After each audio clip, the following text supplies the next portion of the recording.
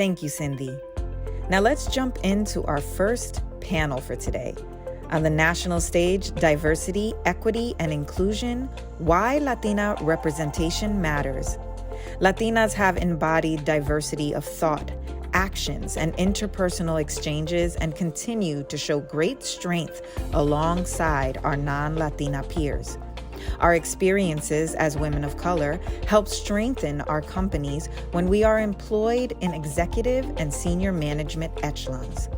Representation matters, but we want more. Equal pay for equal work in all fields, in the office, in the State House, and in the White House. Together, we will learn more about the achievements and experiences of Latinas at work in this relevant panel discussion, which is moderated by the President and CEO of the Hispanic Association of Corporate Responsibility, Sid Wilson. Take it away, Sid. Welcome to a very special session here at the LULAC Virtual National Convention. My name is Sid Wilson. I'm the President and Chief Executive Officer of the Hispanic Association on Corporate Responsibility. And this is a very important session that is focused on Latinas, on the topic of diversity, equity, and inclusion. Why Latina representation matters.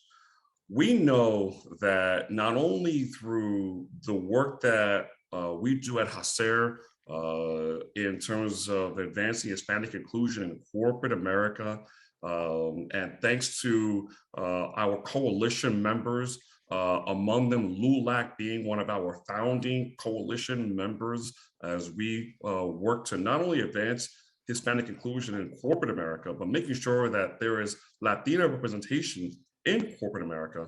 But what's going to be unique about this is that we're going to be having a conversation from both the corporate personal experiences as well as the education experiences. And so we're looking forward to this important dialogue. I do want to thank LULAC for this session and for making sure that we are illuminating the issues and challenges that are facing Latinas.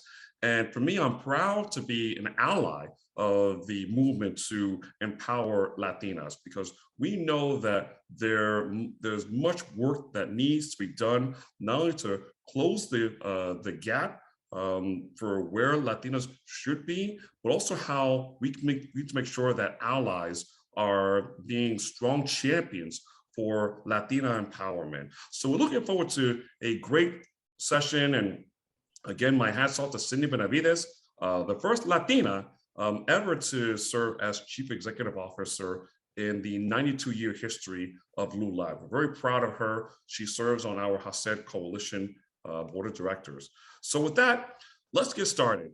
I want to present our two very esteemed panelists, starting with Xochitl. She is the Senior Vice President, Head of Talent Acquisition and National Partnerships and Programs for Wells Fargo.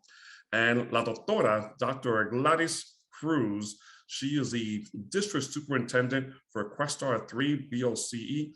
And of course, I look forward to serving as your moderator. So what I'd love to do is, I'd like for Xochitl to talk a little about the work that she is doing at Wells Fargo and why this important topic is so important for her. Definitely. No, thank you so much to LULAC and all the staff for the opportunity to be here, and why this is important, a little bit about my background. So I've been with corporate America for 20 years, 4 years in the East Coast, working for large companies, Standard & Poor's, CB Richard Ellis, doing research, economics, forecasting for Latin American countries and commercial real estate. And the last 16 years after coming straight out of graduate school at the Harvard Kennedy School, I've been at Wells Fargo working on diverse segments, in particular on the product side, helping expand international payments to Latin America and Asia to help our immigrant families support families overseas. And another 8 years working on the Hispanic enterprise segment strategy, partnering across businesses and marketing to be more deliberate on financial access wealth building for Latinos. And the last 8 weeks, I'm in a completely new role. So don't quiz me too much. I came over to talent acquisition to lead programs and partnerships for diverse communities, Latinos, African Americans being key segments, again, to drive inclusion within the workforce. So super excited to be here and speak more. Great, thank you, Xochitl. And next is Dr. Gladys Cruz. Gladys, Dr. Cruz. Good afternoon, everyone, and I want to thank LULAC for putting together this important dialogue. This DEI is very critical for all of us in the current state of our nation. So I've been in education for over 30 years. I started as a teacher in Puerto Rico, and then I came to New York in 1993 to do my doctoral degree. I grew up between Puerto Rico and Albany, and I thought it was a great opportunity to close that circle, right? Come back to Albany.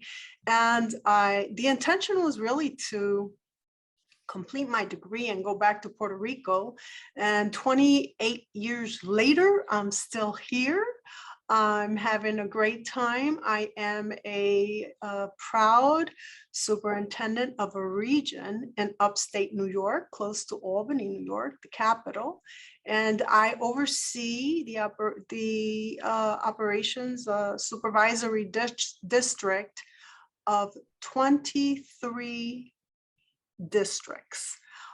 We have over 30,000 students, and it's an amazing opportunity to really work with school districts and boards of education. So within that role, I do a lot of things.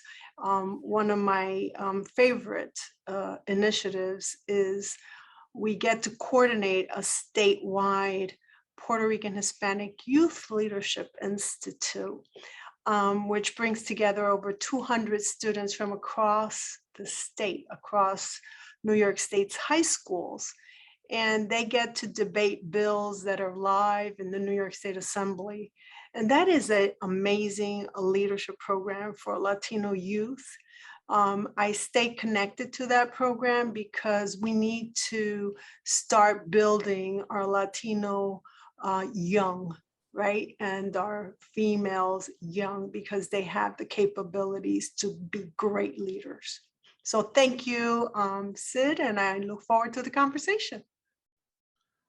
Thank you, Dr. Cruz. Can I call you Gladys? I should have asked. Yes, absolutely. But I can call you Gladys, but I will come back and say Dr. Cruz, because you know what, you earned that doctorate, and we want to make sure we recognize that. Because the truth is that, as you know, Dr. Cruz, the number of Latinas who have PhDs or Ed.Ds or any kind of doctorate in education is very, very low. So I do want to commend you for your leadership in terms of being among the leaders that are advancing our education as a superintendent and as a doctora. So thank you. And of course, Xochitl, your leadership, I've known you for many years and seen your accomplishments at Wells Fargo, and looking forward to this conversation because you actually had some unique experiences, not only during your years, working in Latin America and here, but then of course, the work that you both are doing, that you're doing at Wells Fargo. So here's my first question for the both of you, and I think I want to first talk about your experiences as well as just your thoughts on things that LULACers, particularly LULAC Latinas and LULAC allies of LULAC Latinas, should be doing as we start looking for solutions to address the issues of diversity, equity, and inclusion. And that is, can you talk about your experiences in the workplace where you may not have felt that you could be your true authentic self? We call this sometimes the imposter syndrome. And you know, did that evolve? Did you have those experiences early on? And did it evolve as the both of you became more senior in your roles? So why don't we start with Xochitl first? Happy to. You know, it's an interesting question because my answer has definitely evolved, and I'm more aware of what could have been different now looking back 20 years. One of the key things that comes to mind is this is the starting of my career, and not having social capital or support group to help me throw myself into the workforce and not having reference points. So from my perspective, the fact that I had a job was great. The bar wasn't very hard, right? And looking back, I'm like, okay, could I have gone, I'm very fortunate, but could my career have grown even faster early on? And I think the answer is yes, because I've just had to figure it out on my own or with peers that were just as academically successful, but when it came to corporate America or the workforce, que Dios nos ayude. No one knew what to expect because our parents didn't come from that background. So I think that there's an opportunity to hone in on what can be done for early talent, early careers, so that we can level out the softer stuff like the network, the connections, maybe partnerships with older or more experienced individuals, so that we don't have to figure it out and spend maybe a little bit more than those individuals who have family, who have social groups that can help them right away. Great, thank you, Xochitl. Gladys, what about you? I mean, obviously, almost 30 years in education and starting at your early days as a teacher. Did you experience that imposter syndrome where you couldn't be your true, authentic self as a Latina? So I would say yes, and it has evolved over time. So you noted that very few Latinas have PhDs or EDDs, right? And in education, I don't know if you know this, but very few Latinos and Latinas are superintendents of districts, so hold that CEO position. And in the nation, it's around 2 to 3% only, while the student population is very different. In some places, it's the majority in some states.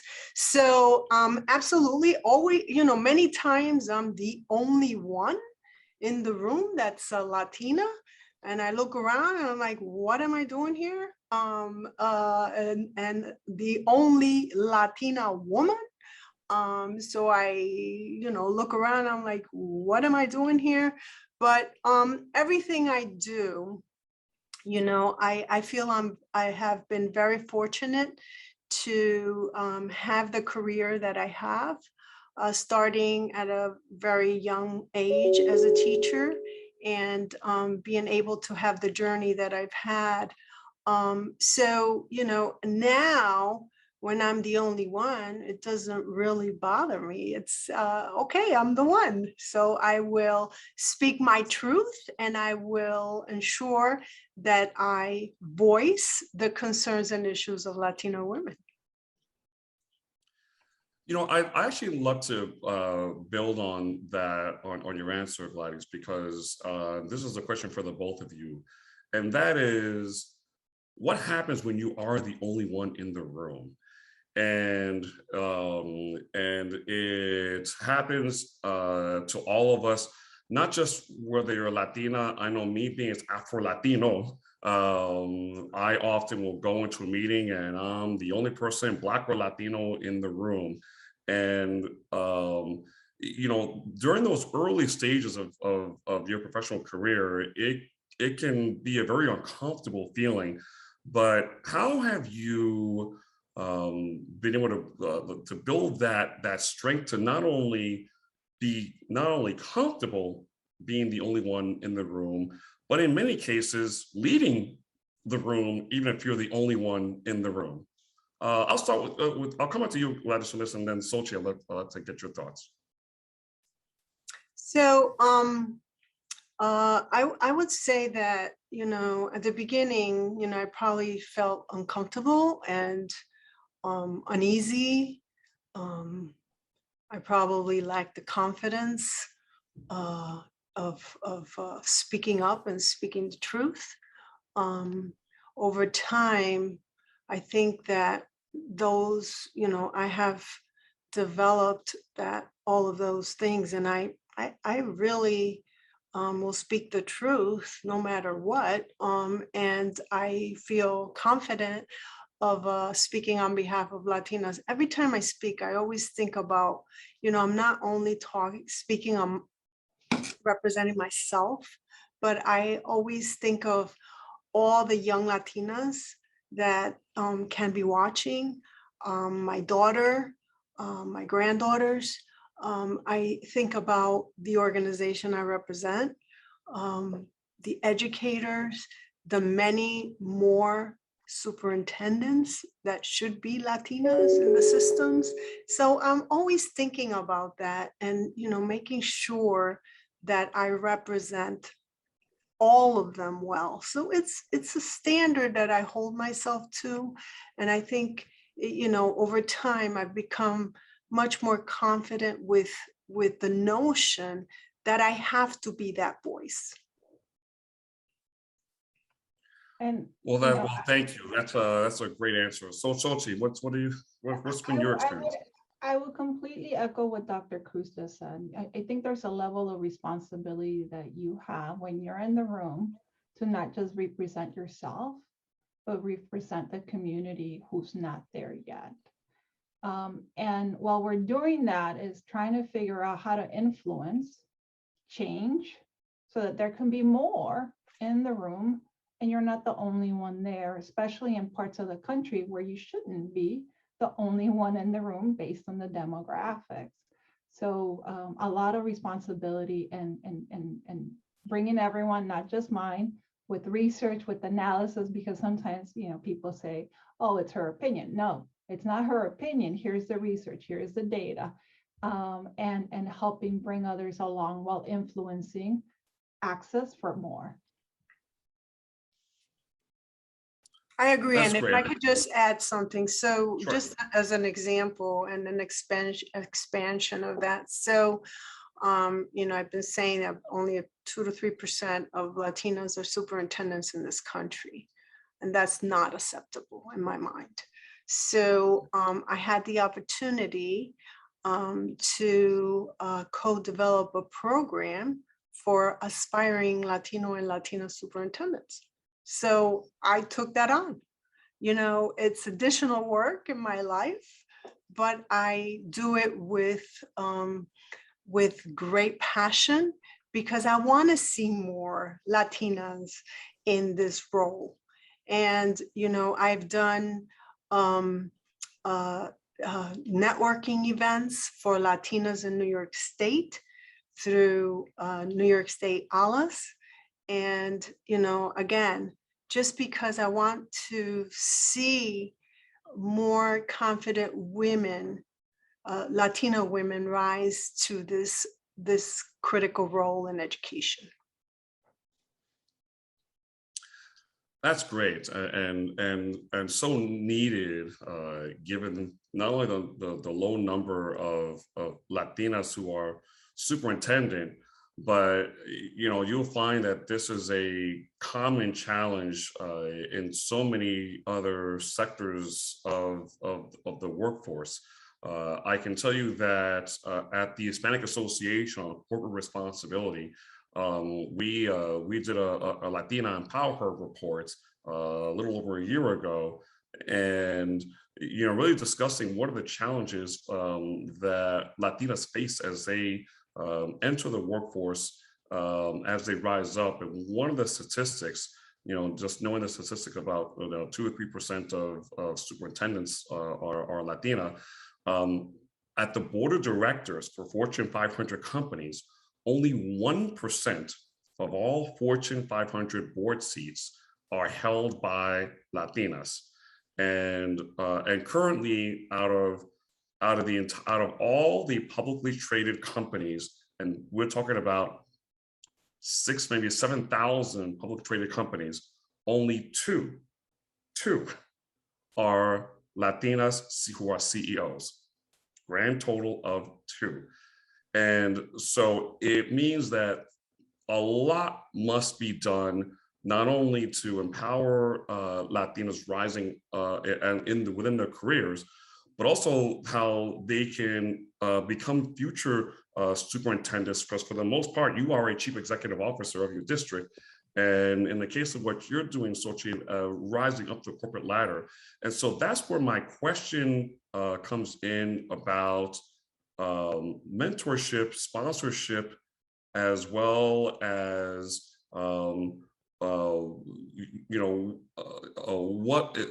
whether you had any mentorship, sponsorship support as you were rising up the corporate ladder, and were they Latina, were they women, or were they even men that were allies to help you rise up the ladder? So let me start with you, Xochitl, about what's been your experience, and has it helped you, and maybe even follow up on what more can allies do to say we must be intentional about supporting Latinas and rising and helping them rise up the corporate ladder, recognizing that the numbers are just way too low for where Latinas should be. So That's a lot of questions, so yes. Yeah, no. So my experience has been mixed. I've done the formal mentoring and the informal. And both times it's been with either white women or white men. And for me, the informal ones have been more authentic and organic. They just felt better than the forced ones, because for me, I need to find out what we have in common. And if I can't find anything that we have in common, and makes it hard to build trust, to get to know each other, to just bring your defense down and be human. While the informal ones, they're people that you're working with and you have something already in common. And they've been more successful and more helpful to me. They've just felt better. Both of them have given me visibility, but which ones have I just been able to lean in more? It's the ones that have organically come up, and I've leaned into them, not waiting for them to say, hey, do you want me to mentor you? No. I take the lead, I develop the relationship, I get on their radar, on their plan, and we form a relationship. In regards to what we can do more to be better allies, there's a number of women who, like myself, earlier on were a little bit more shy or introverts, that we come from a thinking that we're such hard workers, we have like amazing academic backgrounds, we think that our work will speak for itself, that someone is going to tap us on the shoulder and say, I'm going to mentor you, or I'm going to help you. And I think that as allies, if you see talent, just tap them on the shoulder, because there will be a chunk of them that will sit on that talent for 5 years, waiting to be tapped, simply because they're too modest, or they don't have that confidence to say, hey, look at me, I can help out, how can you help me? So I think that's a tip that I would provide to allies is, if you see talent, tap them in the shoulder, help them in whatever way you can, because that they're looking for it, but sometimes it takes them a long time to come out of that cocoon and ask for help. Great, thank you, Xochitl. Dr. Cruz, what are your thoughts? And So- and as to whether it helped you, but also allyship and sponsorship and mentorship.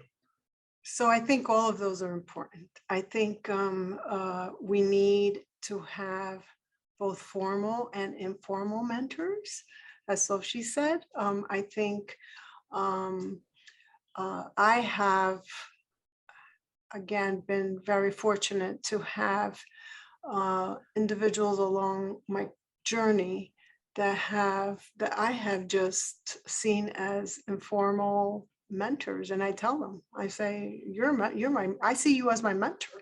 I have been fortunate to have Latina women in that role, and I've had some allies who are white men who have been very helpful. So I think it's important for our allies to be intentional about supporting and providing those supports to Latinas in the workforce.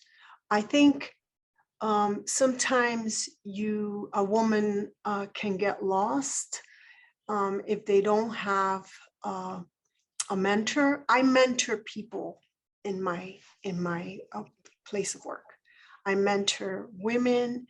I mentor women of color, and because I know that, sometimes they are facing the same things that I was facing, or Xochitl was talking about when I was younger. So I want to be that, that person to whom they can trust, and and get some guidance in terms of moving along in their journeys. So I think mentorship programs,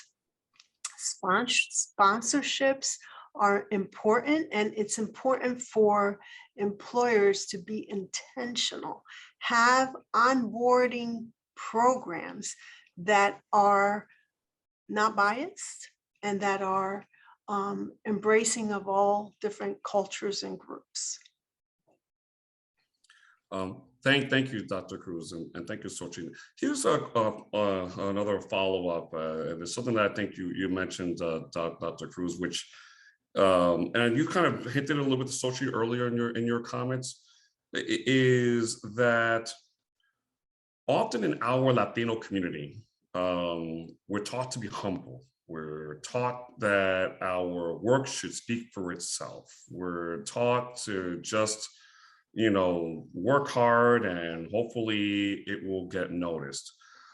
As the both of you know, in the workforce, that may work to a limit, maybe in your early career, but as you're looking to rise up into the higher ranks of within your, either in your profession, that speaking and promoting your achievements becomes much more important if you are looking for those to notice you for executive opportunities, whether it's on education or on a corporate. Can you give advice for our Latina LULACers on the importance of illuminating their achievements, so that as they are succeeding, that it's not just about letting your work speak for yourself, but how make sure that you're speaking for your work for others to notice you? We'll start with you, Xochitl. Self-promotion is a skill. It comes organically to some and not organically to others. And it's something that I've had to lean in as I've gotten more experience in the workforce. And I think social media has helped, because it's this middle ground that's not personal, kind of personal, but not personal, where you're able to promote your activities, your learning, celebrate the first doctor in the family that I have, Dr. Elenis, and I was like, hey, I'm going to use this as her promotion. But for folks to know that I care, there's someone in the family, indirectly is self-promotion of her accomplishments. But net, I think that you need to start. I mean, we need to get comfortable in self-promotion if we want to stand out. Organizational changes take place really fast. And if you're not top of mind, you won't get considered, regardless of all the amazing work. Because there's, the pool of talent as you keep going up, gets smaller and smaller in terms of places, roles. So you need to be top of mind, and that self-promotion helps. And you can do it in in a manner that aligns to your values and who you are, and it's not too uncomfortable. So I think you said something that was very, it's very true. You know, we're taught to be humble, and it's part of our cultural upbringings. Humble and let your work speak for itself, right? And there's a time that we have to take that and turn it around and really speak, be the voice for everything we've accomplished, right? So, you know, one of the things that is important in that is to broaden your network within and beyond your professional field, and just make yourself available, and you know, whenever you have an opportunity to speak and introduce and talk about yourself and what you're doing, you know, take that opportunity as a opportunity to just you know, but I would say it's almost like you're selling yourself. You have to constantly be on that you know, but you're selling your work and your accomplishments, and you know, and you're doing something that's very important, which is opening paths for other Latinas. So I think that's important. Well, one thing that I may add here, if I can quickly jump in, is Sure. it's not as hard to promote your peers. So if you have a network of comadres, and this is what we've done, it's like, hey, I have a really hard with self-promotion. Well, so do I, but I have no shame in promoting Marta and all her great accomplishments, right? So and then it becomes this reciprocity when we're in meetings or where we're, you know, out in the marketplace. It's like, great job, Marta. And then when she has an opportunity, it's like, great job, Xochitl. Because people will pause and listen when you get, you know, that recognition from somebody else. But there are ways to go about it. And as I was listening to Dr. Cruz, I was like, this is one way that has been effective for me. And, you know, what you did earlier, Sid, and say, hey, Gladys, you should put doctor in front of it. You work very hard. I mean, that helps a lot as well. So that type of partnership and camaraderie to help each other out, I think it's very effective. I think if I can just add also, you know, it's so important for us to come together as a group. You know, the Latina group is the Latinos are very, very different. But if we want to be able to have the power that we well deserve in society, we need to come together.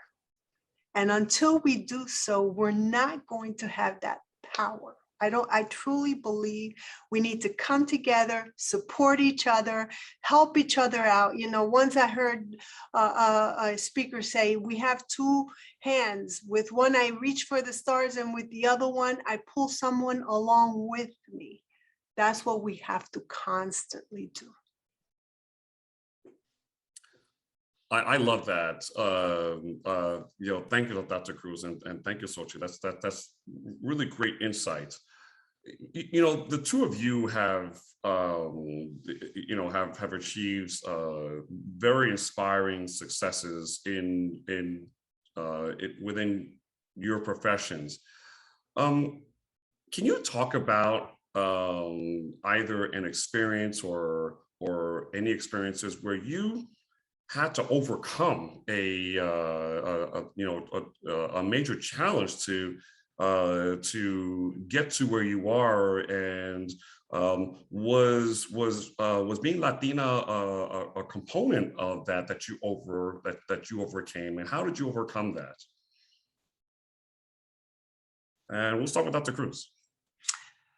Okay, so let me share an experience that an experience from when I was in high school. So I went back and forth the United States and Puerto Rico. A lot of Puerto Ricans do that. We're US citizens, so that's something that happens a lot. And when I was I had just gotten to Puerto Rico. I was in 9th grade, and I remember being asked to go to the board and put accent marks on all of the words on the board that should have an accent. So I looked at the teacher and I said, me?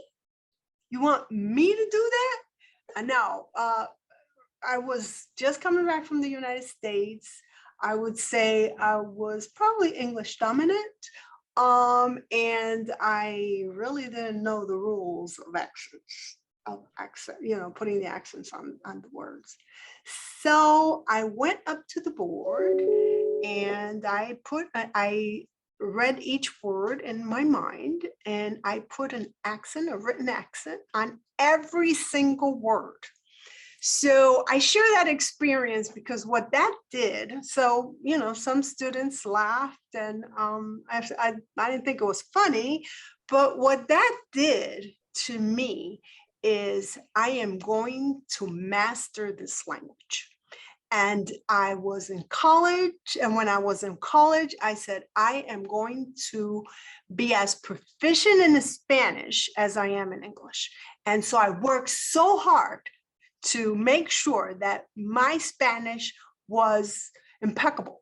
And I remember one day I was doing a presentation in my master's program, and the professor said to me, that was amazing. And your Spanish is so good. And I said, oh my goodness, you have no idea how much that means to me, and I shared my experience. So, that challenge, I shared that challenge. It was at an early age, but that challenge just pushed me to, take one of my weaknesses and really work at it. So that's something that I've learned, and I continue to work at whenever I face a challenge. Well, thank you, Dr. Cruz. That's inspiring, by the way. Y para mí, todavía estoy trabajando con mis acentos, así que I still work on those. But Xochitl, what about you? I was thinking about a great example like Dr. Cruz, and I don't have it, but I do want to share that back to the conversation about self-promotion. It's something that I've been aware where it's like your work is great, but we need more people that should know you to pull you up, right? The role of the sponsor. And I had an opportunity to participate in a Latino executive forum that was formed last year with the heightened CEO D&I commitments that we have at Wells Fargo. And I said, you know what, Xochitl, I'm not going to be quiet. I'm not going to be behind the scenes throwing research, data, perspectives. I'm going to let people know who I am. And if I don't feel comfortable among a bunch of Latinos, when I've been at this company for 16 years, pues estoy bien jodida. I mean, excuse the language, but I need to. This is a trusting group. And it was amazing. It was amazing to contribute, to not, to bring what and just bring your guard down and being seen more than normal. I've created a lot of great relationships as a result of that work. I've influenced some key priorities at the CEO level for Latinos around invisibility, addressing that perspective internally, and having a focus from a financial health for Latino employees, given where we come in terms of wealth building and financial management when we start careers in corporate America. But it was refreshing to be able to test and just immerse myself to address something that I felt that was an opportunity for me. And now months later, those relationships are resulting in other opportunities across the company and outside. So excited that I trusted myself and gave myself permission to be a little uncomfortable. That's great. And for what it's worth, Xochitl, you do have a very inspiring background because you made a decision early in your career to focus on STEM. And STEM is not an area that we're seeing. The number of Latinas that go into STEM is just way too low.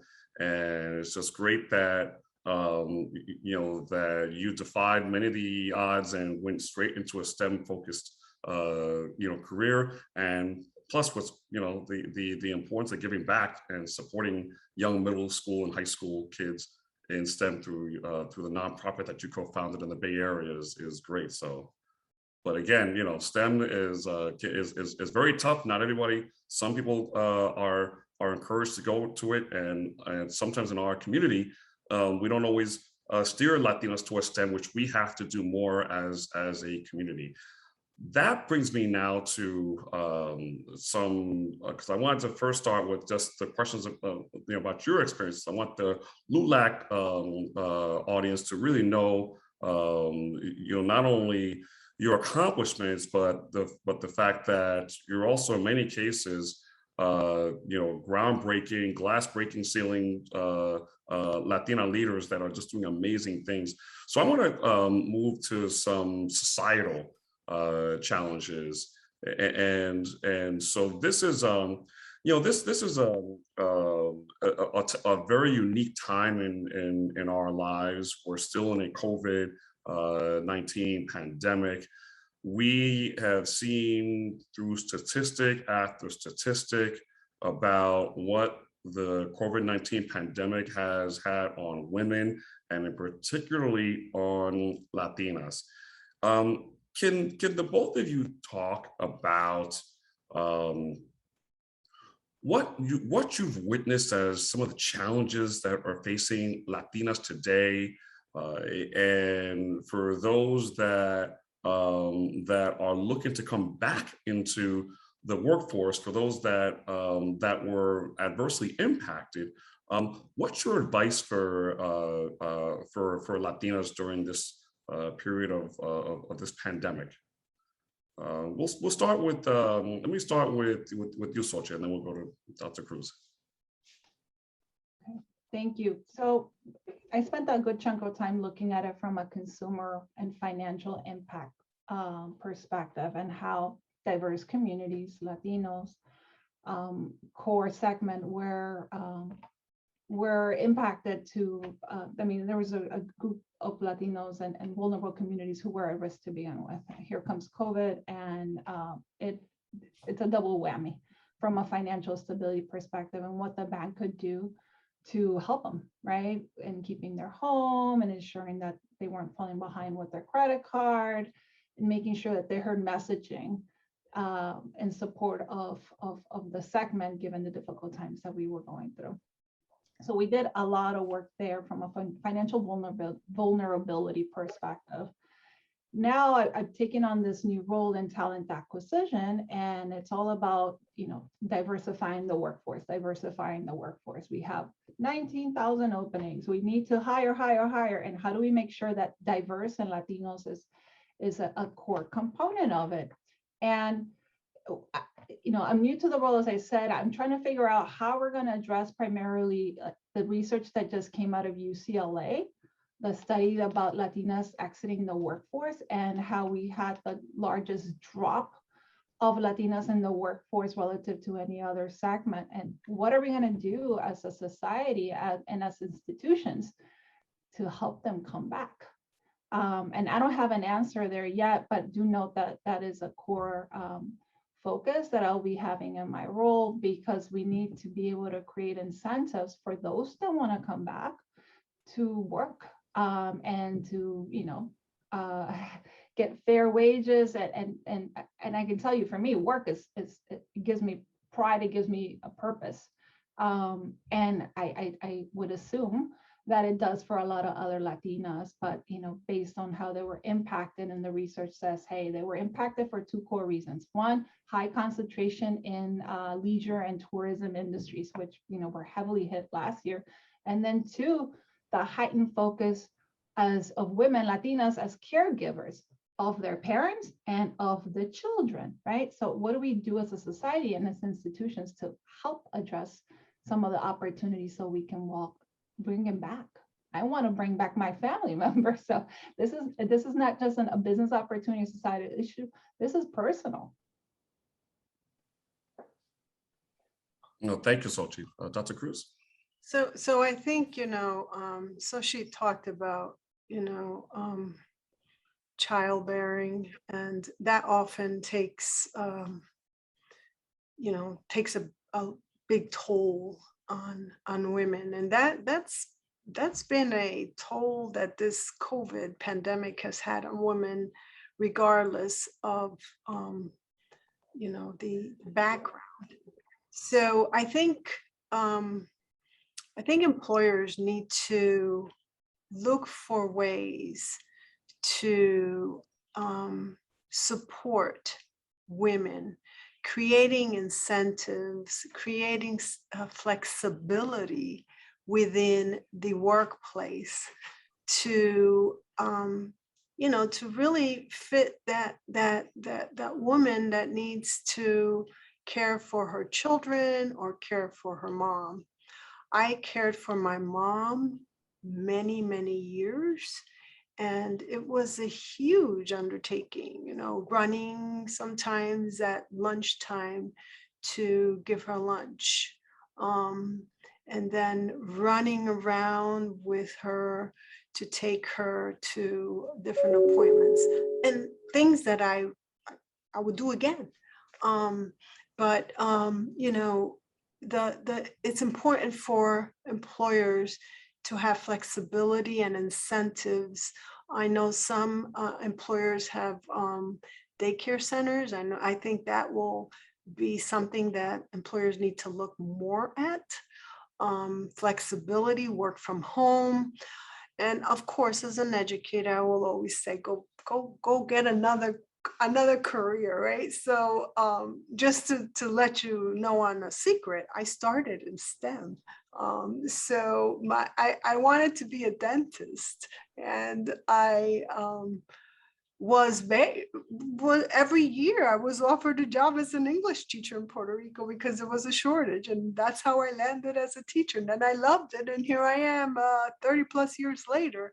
But I think employers need to relook at what they're doing, and especially given what we have lived through this pandemic, people are really looking at life and things differently, what their priorities are. And, going to a workplace may not be the priority right now, especially if you have a elderly parent, or you have small children. So I think flexibility, looking for ways to incentivize, and really looking for ways to accommodate that working woman and that working Latina woman. I would say that I think the industry's picking up on this. Coincidentally, Wells Fargo is just launching this new program, and I think I've seen something very similar with other banks, and it's for individuals who have been out of the workforce voluntarily for X number of years, but have a good chunk of work experience. And I was like, okay, that makes sense. I've had a very linear path, but for everybody else that can help, just get them back into that linear path by having programs and resources to address life. I think it's needed, because to your point, people's priorities are evolving. No, thank you both for that. I do want to also have a bit of a follow-up as it relates to COVID, but also as it relates to a day that is coming up, which is Latina Equal Pay Day, which is this year's October 21st. Clearly we have a long ways to go to finally close that gap. But as we know, there's a gap between women, and even a larger gap between Latinas. And the COVID-19 pandemic has probably made it even more challenging. But what are your thoughts about Latina Equal Pay Day? What do you think society, corporate America, our education systems can do to finally narrow that gap? And how can we make sure that even despite the the COVID-19 pandemic that is impacting all of us, but particularly impacting women and Latinas, that this not be an obstacle towards that path of achieving full parity? I'll start with you, Dr. Cruz, and I'll go to you, Xochitl. Sure. So I think it's important. First of all, I totally believe in equal pay. I think it's important to ensure that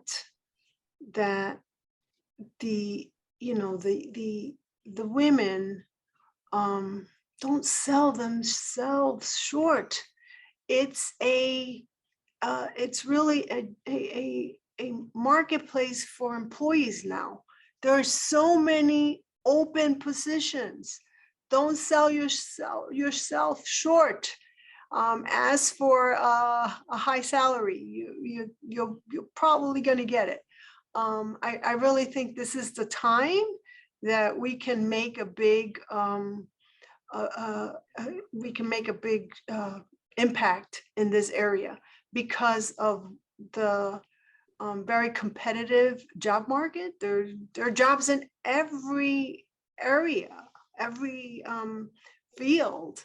So we just need to stand for what we, our background, and, like we were talking a little while ago, talking about how you self-promote. We need to use that now because it is the time.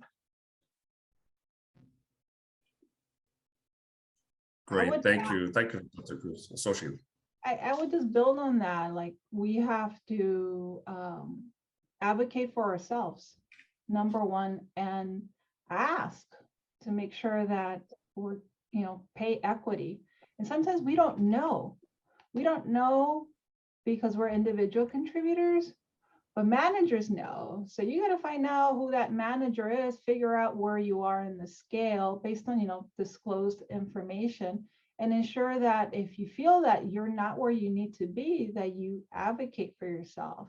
Don't wait for your manager to have that conversation because the years can go by. It's in your best interest to always make sure that you are where you should be based on your contributions and based on your peers. One thing that I found that within corporate America, tools like Glassdoor, you can literally just create a membership, subscribe, and see for your roles what the range is and where you fit. So leverage that as well as a piece of information to at least have an informed discussion on, am I at the right place? So advocate for yourself, use the tools and resources, and also get a little uncomfortable. If you've been at the same, in the same role for many years and you're not getting a lot of growth and you're not seeing it in the pay, the best way to grow financially, at least, is to move. Lateral, vertical, same company, different company, but it's financially, it's not to stay in the same role for 30 years. No, thank you. That's thank you. Both very great and important answers. I want to go back to something that you said, Dr. Cruz, and ask the both of you, this question, and it's about how do we, and for the LULAC community, to the 100,000 strong members who are not only advocating in their communities, advocating to their companies, advocating to elected officials, is about how do we evolve our society so that we have full flexibility for women, and so that rather than asking women to assimilate to a very male-centric society where you have things like daycare and other things might be part of the exception, that this should be that they should acculturate to Latinas and recognize that if you're relocating, for example, that it has to be done with the understanding of what is like to be a Latina that is having a great career and raising a family and many other things that happen. And so, what would be your advice in terms of like, how do we move our society so that we can have that full flexibility, so that we are seeing this so that companies are operating and education systems are operating with the full understanding that we must be fully inclusive of Latinas and the many unique experiences that they must face professionally and personally. Long question, but I'll start with you, Xochitl. You know, I think that's a great question, and it takes me back to the conversations that we had about allies, and I'm very practical about it. It starts with my house. I have a husband. He works for corporate America. When he speaks, he can't forget about women, because that impacts the decisions of people like me and all his female employees. So he needs to carry that voice and that responsibility whenever he can in his job. And secondly, internally here in the dynamics of the household, right? What the research still shows is Latina women are carrying twice the burden than Latino men for domestic and 3 times for caregiving.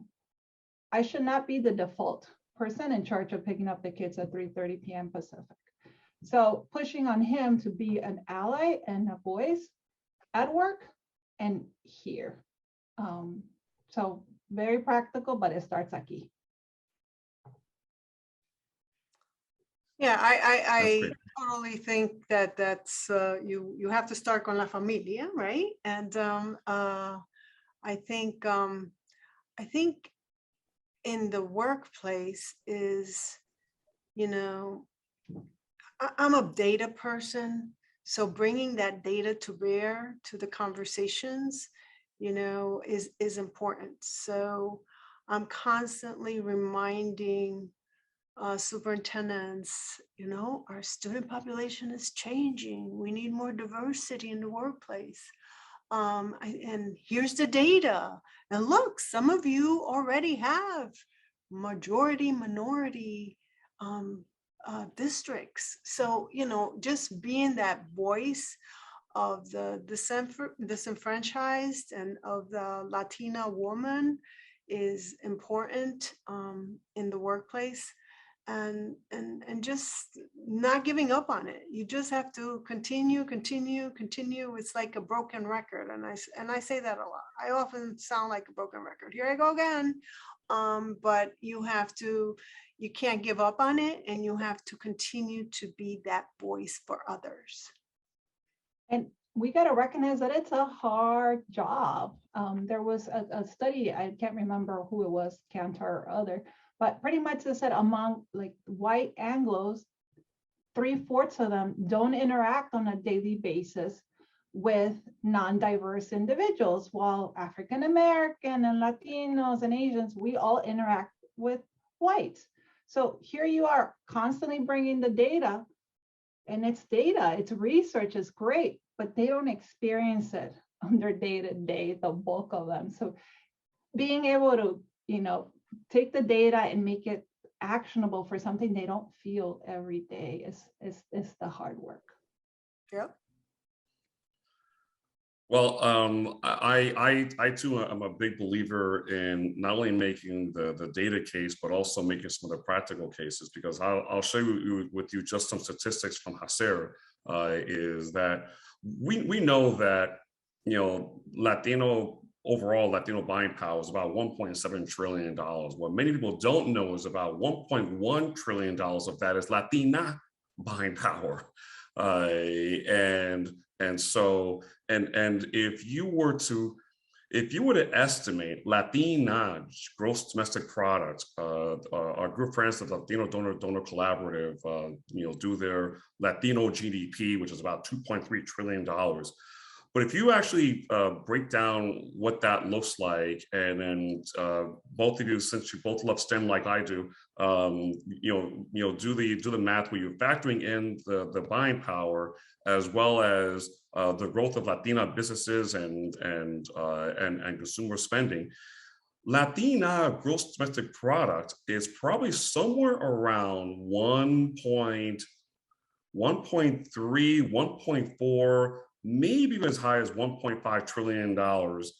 That would make Latinas, not Latinos in general, just Latinas alone, probably around the 11th largest economy in the world. In fact, Latinas, just Latinos alone, will be a member of the G20 if Latinas were your own economy. And so when you factor in the power of Latinas, and I love what you said, Dr. Cruz, earlier about Latinas coming together and just being together and thinking about how to lift all of us up is so important, because when you look at those kinds of statistics, you can see that Latinas command significant influence. We just have to make sure that everyone, all the LULACers and all the Latinas that see this, recognize the power of the American Latina. So that brings me to another question, which I think, Xochitl, I want to build on something you said, which is so important, and that is, if you can give a message to the Latino men on what they must do to become ally champions for Latinas. It's one thing to support Latinas. It's a whole nother to be a champion for Latina empowerment. To all the LULACers, especially the LULACer men that are watching this important session, understanding what they can do, what we can do to be stronger allied champions for Latinas, what would that message be for them? Let me start with you, Xochitl, and then we'll go to Dr. Cruz. I would say, it's great to have my husband say, I got your back, babe. I got your back. Go, travel, do your conferences. But I need to hear that with my children's education and all the personal responsibilities that we have in running the household, because I can't free up to give 100% of my mind share when I'm worried about my children, when I'm worried about the dog, when I'm worried about sports. So just heightening up the support and the partnership, more than support, the partnership in the household will go a long, long way. First thing I think, Sid, is that we need to carry those numbers with us and bring them up every time we can. We need a little cheat sheet with us and say, did you know? Maybe we'll get someone's attention. I think it's important for us in key leadership roles to get our agencies and our boards to understand the importance of embracing diversity, and that's something that I am a big proponent of. I had a group, external group, come and do a diversity, equity, and inclusion audit of my agency, and then had them come back and share that with my administrative team. So it's important for everybody to partake in that, and it goes all the way from in lower positions all the way to the boards. So everyone needs to to believe and understand, because as I say, the population is changing, and it may be a Latina that's taking care of you when you're in the hospital. So it will be good to make sure that you promote the supports and resources so that Latina can get the best education possible. So when she's taking care of you, she is the best prepared. No, thank you. That's really important, and I want to actually build on that. At HACER, at the Hispanic Association on Corporate Responsibility, one thing that we promote to corporate America, but this I think certainly would apply in education, if you're in the legal or medical field, or if you're even if you're in government or in public policy. And that is the concept of what I call intentional inclusion, meaning that, as an Afro-Latino man, that I have I want to make sure that I am intentionally inclusive, to make sure that if I'm in a room and there are either not enough Latinas or there are no Latinos, that we must we must be able to raise our hands and say, why are there not enough Latinas, and what are we doing to help to make sure that the rooms that we are in are inclusive. And so my question for the both of you is, given, and Xochitl, you kind of talked about this from the family side and but from the professional side, whether your experiences at Wells Fargo or just what you've observed in corporate America in general is, what can be done to promote the concept of intentional inclusion, where we're saying, I am absolutely intentional that I want to see more Latinos on corporate boards. I want to see more Latinas as superintendents. I want to see more Latinas as senior vice presidents. I want to do that, and I want to build that pipeline so that we can make sure that, whether it's through mentorship, sponsorship, and just promoting that concept. What do you think are the can be done, whether it's non-Latina women or men, regardless of their ethnicity? But what are your thoughts? This takes me back to the Latino Executive Forum we stood up earlier in the year, and where it was important for me, and I asked the team, is we want to make sure that our opinions, one, are inclusive, and we had you can count them with my one hand, of Afro-Latinos. Said, are our recommendations inclusive of the perspective of the Afro-Latino experience? Because there are very few in the room, so we need to go back and validate our recommendations to be inclusive of all our communities, and also back it up with data, because the bulk of our workforce is younger than the demographics of the executive forum. So that's an approach that I've taken, just to make sure we're bringing everyone along, and that gives us a reality check, because many times not only are diverse communities, but the younger folks, their opinions are not necessarily in those room discussions. So being deliberate about bringing them as well is part of the inclusiveness in our discussions. So I think you need to call it out.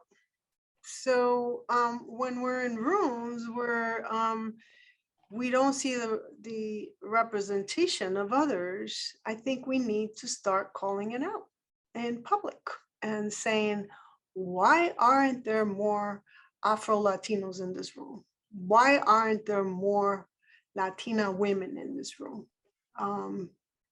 Is it that we don't have them? Is it that we haven't brought them to this group. What is going on? And we really need to get to the root cause of why that voice is not there. And it falls on us as Latinos, because the non-Latinos are looking at that aggregated number and they're not peeling the onion back. But we know who's in the room and we know who's not in the room. So it falls on us to speak up for those that are not there. Again, it's a lot of work, right? And a lot of it falls on us, but we have to continue so that we can be better represented in the workforce and the top jobs, because it's to the benefit of this country.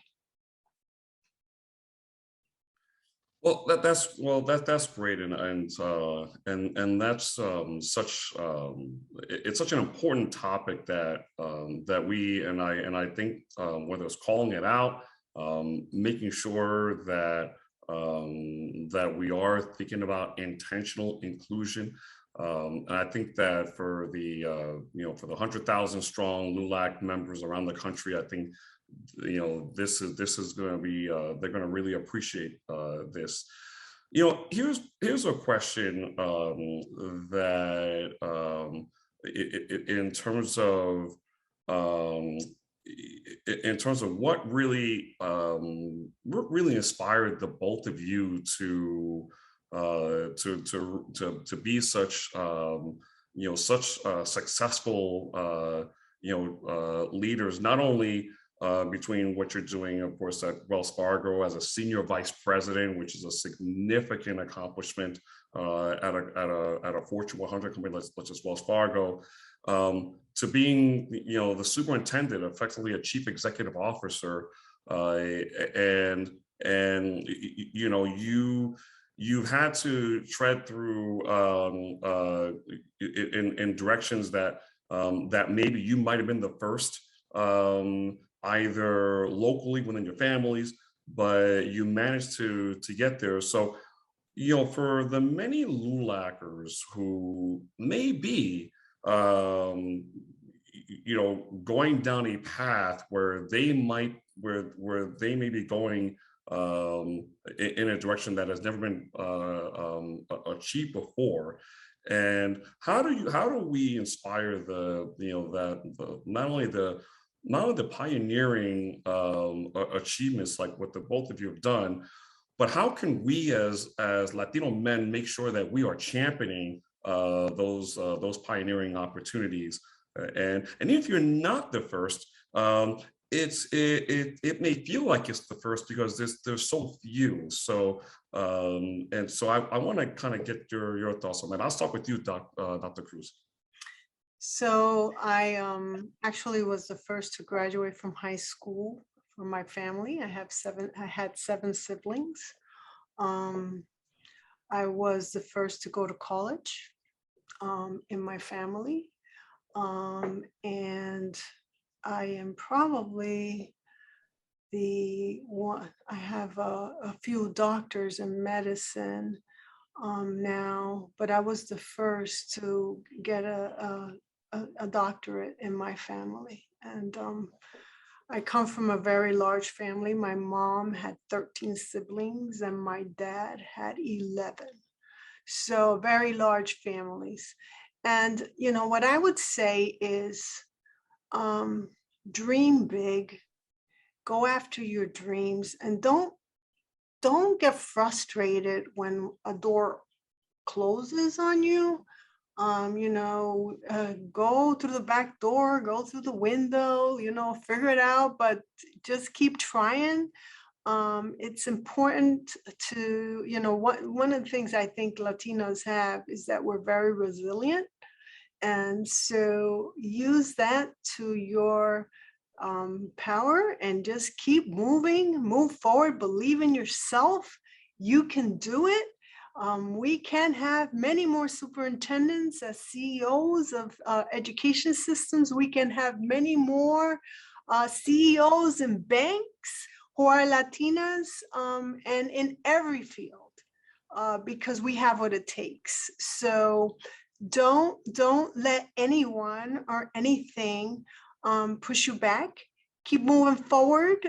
You can do it. And, you know, one of the things that Latinos have is that they always have a very large network of family, right?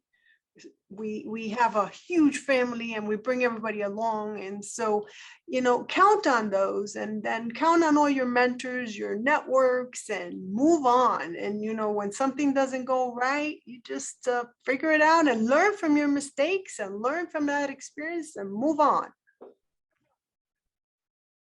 I love that. Sophie, what are your thoughts? I love it, love it, love it. Very similar. You know, what has inspired me and fueled me my whole life have been my parents and the sacrifices that they have made. Both my parents are Mexican immigrants. My mom only went up to 6th grade. My grandpa said, you can't continue, you got to take care of the other 12 that were coming and in development. And she's a very, very smart woman. And I was like, man, my mom could have been a CEO or worked for the military, because she's on it.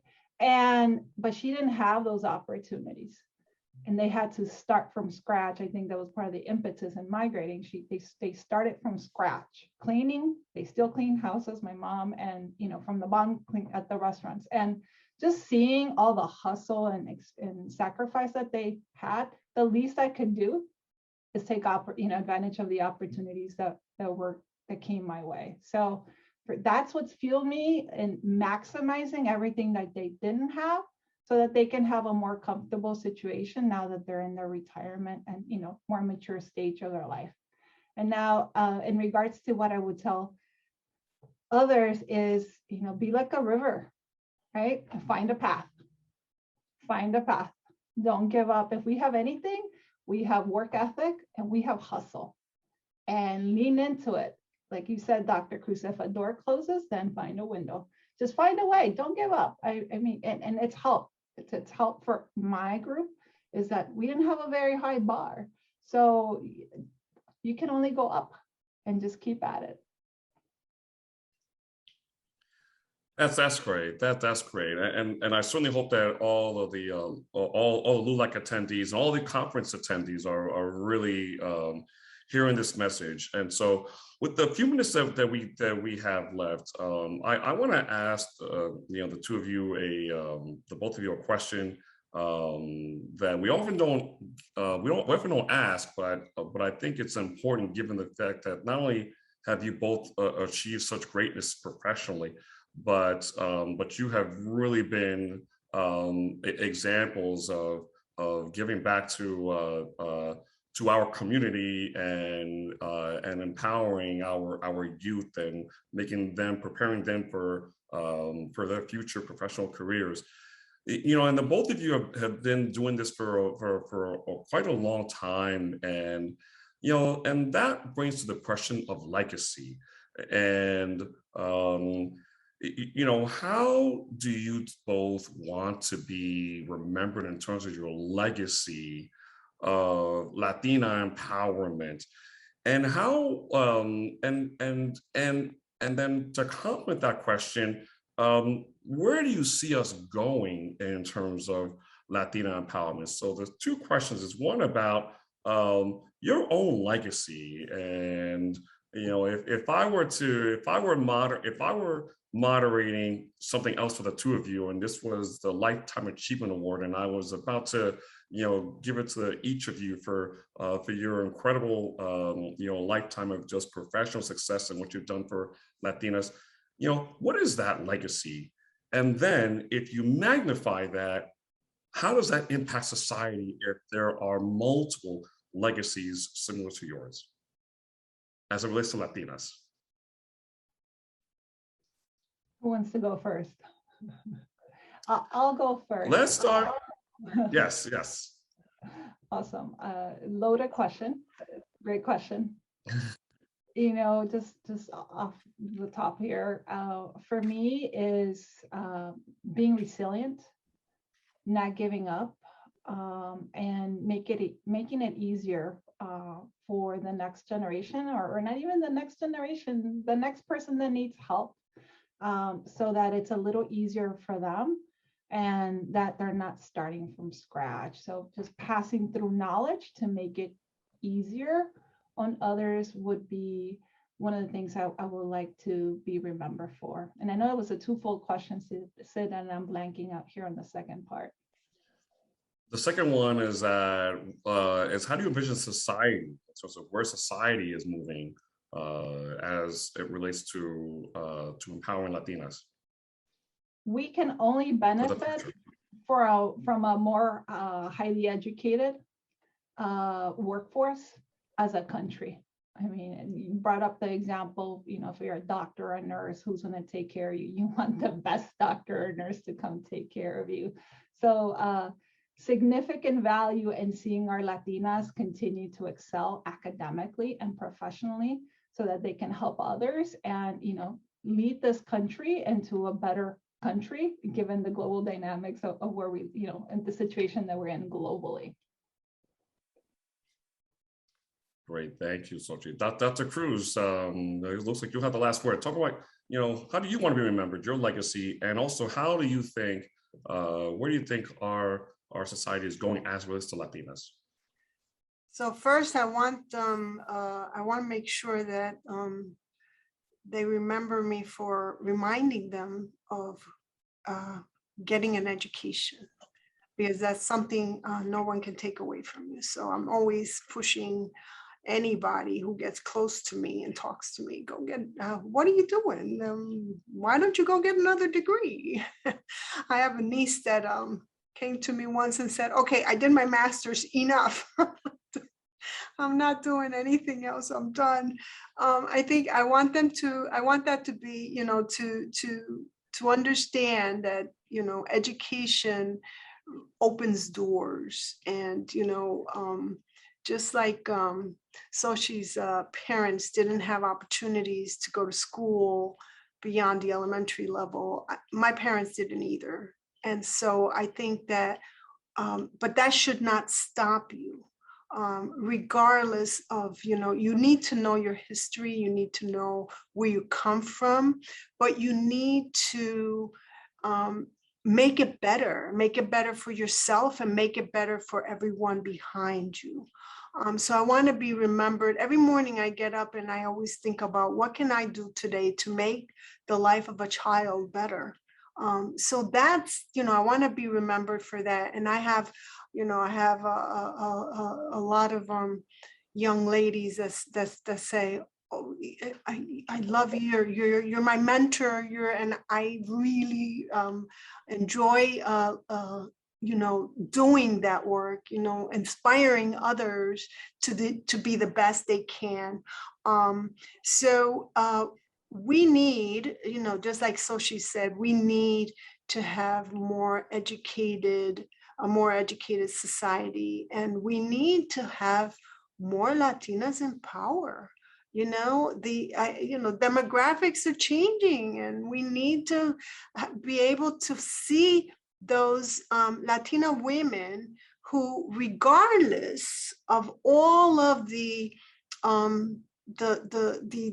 difficulties, child rearing, taking care of the elderly family member, whatever it is, they made it, and they are here being part of that economy. And it's, you know, you talked about the numbers, and the numbers speak for themselves. So we have we have a place in this society, and we need to make sure that people understand that we have given this society, this country, a lot, and we need to continue to bring along those Latinos and Latinas to be able to continue that legacy. That's great. Well, that's a great way to conclude a very inspiring and empowering session. And I really want to not only commend the both of you, but also just, you know, just thank you for being such inspiring Latinas, and for really, sharing that important case as to why it is that it's so important that that Latinas are included in all parts of our society, and why Latino representation matters. Again, a big thank you to our very, very two esteemed panelists, Xochitl. She's a Senior Vice President, Head of Talent Acquisition, National Partnerships and Programs for Wells Fargo, and for Doctora Gladys Cruz. She's the District Superintendent for Questar 3 BOCE, I guess in upstate New York area. And one of the few Latina superintendents, and Xochitl, one of the few Latina senior vice presidents, but more to come, and I think that there's going to be more to do, and all of us need to be a part of this, and we're so thankful for you. And so with that, I will pass it back to LULAC, and of course, my thanks to Cindy Benavides, who has just been a great, amazing Latina as the first CEO for the League of United Latin American Citizens, and super proud for her. And so with that, I will pass it over to LULAC. So thank you very much.